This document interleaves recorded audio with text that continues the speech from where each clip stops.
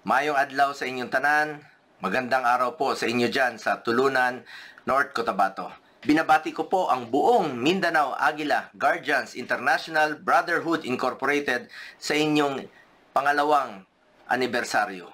Sa 2 taon ng inyong pagkabuo, hindi matatawaran ang malasakit at pagkakaisa na ipinamalas ninyo sa inyong hanay at sa inyong mga komunidad. Napakahalaga ng ginagampanan ninyong papel bilang mga tagapagtaguyod ng kaayusan at malasakit sa kapwa.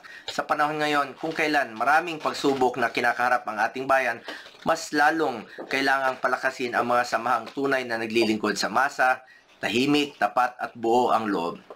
Bilang inyong kapwa Mindanawan, ramdam ko ang bigat ng responsibilidad at sakripisyo ng bawat kasapi ng Aguila Guardians, ang serbisyo na hindi naghahanap ng kapalit. Yan ang tunay na diwa ng pagkakapatiran. At sa mga panahong kailangan kumilos para sa kapakanan ng ordinaryong mamamayan, hindi kayo nagpapahuli. As your senator, I have authored 16 laws. I have principally sponsored 82 laws, including 80 laws for the establishment and upgrade of public hospitals. I have co-authored or co-sponsored 186 laws. Bilang chairman ng Senate Committee on Health, 3 po ang aking naging prioridad: malasakit centers, super health centers, at regional specialty centers. Bilang chairman ng Senate Committee on Sports, iniingganyo ko po ang mga kabataan to get into sports, stay away from drugs, to keep us healthy and fit. Isa po ako sa author at co-sponsor ng National Academy of Sports, kung saan po'y pwede na mag-aral at the same time mag-training ang student-athlete.